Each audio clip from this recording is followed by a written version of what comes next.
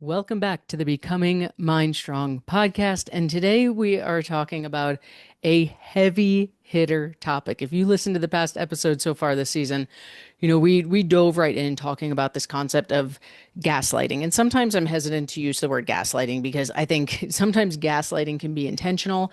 I want to believe that the gaslighting that happens for a lot of menopausal women is not intentional. It's the medical industry not, as of the time of this recording, understanding menopause. So doctors sit there and tell us, eat less, move more, eat less, move more. And we're like, I freaking am. So in today's episode, we are going to talk about the top 3 reasons why eat less, move more stops working in menopause. Check it out. So as you heard me say in an earlier episode, if you are starting to feel like you're crazy, I don't really have a better way of saying that. When you're screaming into the abyss, I'm eating less, I'm eating healthy, I'm moving more, and it's not working. And every time we go back to our doctor and they either look at us like they don't believe us or they're like, well, eat even less, move even more. I am telling you, stop the bleeding. Eat if you're already eating low calorie, if you're already exercising out the wazoo and it's not working, continuing to do so is going to take a 6-inch hole and it's going to make it 6 miles deep. It is a very real truth of menopause that eat less, move more often stops working. And I will tell you that statement pisses a lot of people off. When I put videos out there on Instagram, I get a plethora of comments from women saying, this is a complete lie. Eat less, move more still works for me. And my copy, paste, repeat answer for them is listen, if eat less, move more is still working for you, fantastic. That means your metabolism is still healthy. I would estimate, this is not an exact data statistic, but this is not an exact statistic, but I would estimate about 70 to 80% of the over 3,000 menopausal women we've worked with are already eating low calorie and not losing weight. And I'll point to the thousands of members who come to us. I mean, I've seen people as low as 500 calories a day. And if eat less, move more still works, explain that to me scientifically. It doesn't. The answer is for a lot of menopausal women, eat less, move more stops working. So there are a plethora of reasons that this happens. For the purposes of today's episode, we're going to talk about the big 3 reasons why eat less, move more stops working. So reason number 1 is this, and to put it, my blunt way of saying this is your metabolism kind of sucks at burning calories right now, said with love. The good news is it's fixable, right? What we need to understand is that our bodies are absolute powerhouses at adaptation. My favorite analogy for this, and if you've watched my workshop, you've heard me use this exact analogy, is sweating. If I were to go for a run, which in my world would mean someone's chasing me because your girl hates cardio, but let's say I was going to go for a run and I start sweating. Why am I sweating? Because my body has a natural resting comfort zone, a natural level of homeostasis when it comes to its body temperature. So if I were to run and my temperature goes above that, I start producing sweat in an effort to cool my body down to get it to its natural resting comfort zone, which we call homeostasis. Well, our bodies also have a natural resting comfort zone, a homeostasis, so to speak, when it comes to calories in, calories out. Our body is always looking to find that balance of calories in versus calories out. So here's what that means. Let's pretend, most of us in our 20s, unless you were an extreme athlete, we were not tracking our food. But let's say you were to have tracked your food in your 20s, and just throwing out hypothetical numbers, let's say you were eating, I don't know, 1,800 calories a day. Okay, then you got a date coming up. So you're like, oh, I got to look good for this date. And we're in our 20s. So what do? We eat healthy for a week and we lose weight, right? Again, most of us were not tracking. But if we did, what we probably would have seen is that we dropped from, let's say, 1,700 calories to 1,500 calories. And we stayed there because it became our new normal. It became our new homeostasis. Fast forward a few years, we got a job interview coming up. We want to look good for the job interview. We got to get into our pantsuit, whatever it is. So we drop our calories again. If we were to track, maybe we saw that we went from 1,500 calories down to 1,300 calories. Fast forward year after decade, and here comes menopause with all the hormonal shifts that happen naturally, that happen biologically. And what has happened is that in all those years of dropping calories and not bringing them back up, and I'm going to talk more about that in a second, our body has found its homeostasis. It said, oh, this is who I am and what I do now. and it doesn't even recognize that you're eating low calorie anymore. I'll take you back to the extreme example. I mean, I have seen women as low as 500 calories a day. How in the world are we not losing weight at 500 calories a day? One of the big reasons is our body doesn't recognize that as low calorie anymore. It sees it as its homeostasis, its natural rest and comfort zone. What we need to do is get your body better at burning calories. We need to raise that number up in the name of getting your metabolism fired up so that the rules of eat less, move more go back to working. We're going to talk way more about that in the episodes ahead this season. But for the purposes of this topic, the top 3 reasons why eat less, move more stops working. Reason number one, said with love, your metabolism kind of sucks at burning calories. And that happens because we have been cutting calories over time, and we've never brought them back up. Again, in episodes ahead, I'm going to talk about what I mean about going back to maintenance. But for the purposes of this conversation, our bodies are powerhouses of adaptation. They have adjusted to those new lower calories, and they don't even recognize the deficit anymore. So if you are someone, and if you've listened to my podcast before, you know I always recommend first 5 days, eat as you normally eat, pop your food into an app. Do not pay attention to their goals. I'm going to say that again. Do not pay attention to their goals. Just take a look at how many calories you're averaging. If you see that you're already eating under 16, 1700 calories, you fall into this category. This is not a gray area conversation. If you're already eating low calorie and not losing weight, this is one of the reasons why your body has adjusted to those lower calorie ranges. And if you need help with those first steps, I know I just said them quickly.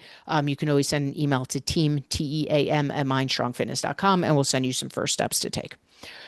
Reason number two that eat less, move more stops working for many women in menopause, and this one sounds kind of weird, so bear with me, but your body stops trusting you. And that's a weird thing to think about, right? To think about your body trusting you or not trusting you.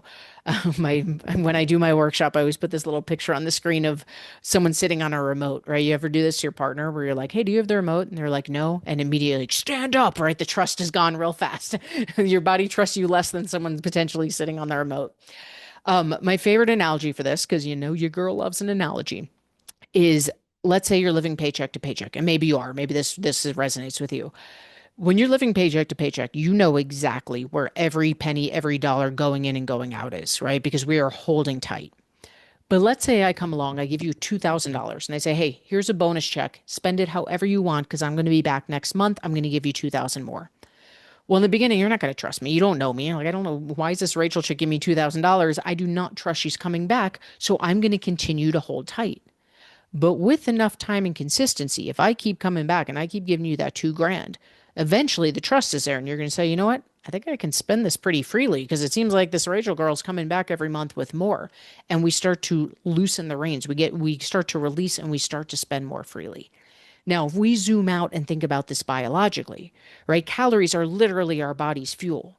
And if your body has been under fueled for a prolonged period of time, for most of us years and years and years, why in the world would it release what it has? Why would it release what it's stored? From a survival 101 standpoint, that doesn't make sense. It does not trust you that it's being fueled the way that it needs to be fueled, and it is not going to release the weight.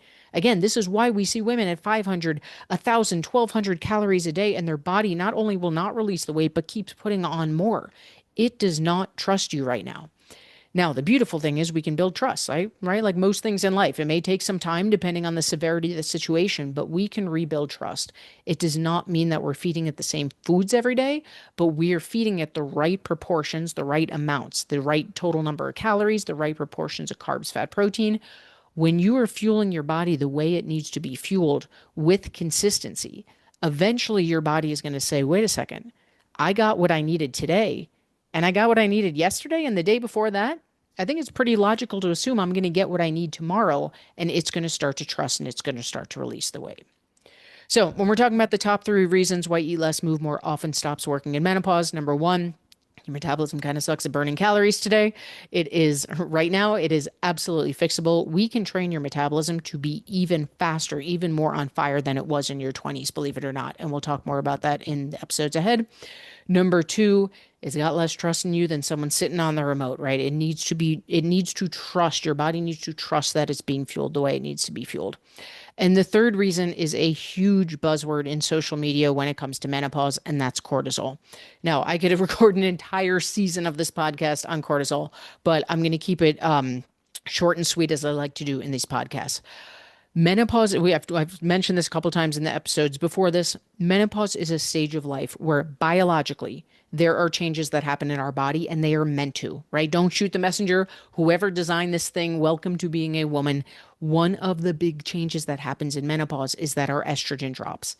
One of the main roles of estrogen is cortisol control. So, one of the big themes of menopause is welcome to menopause. How the heck do I control my cortisol? Now, there's lots of ways to control cortisol. We can meditate, we can do some deep breathing, we can sing kumbaya every day and put our feet in the grass.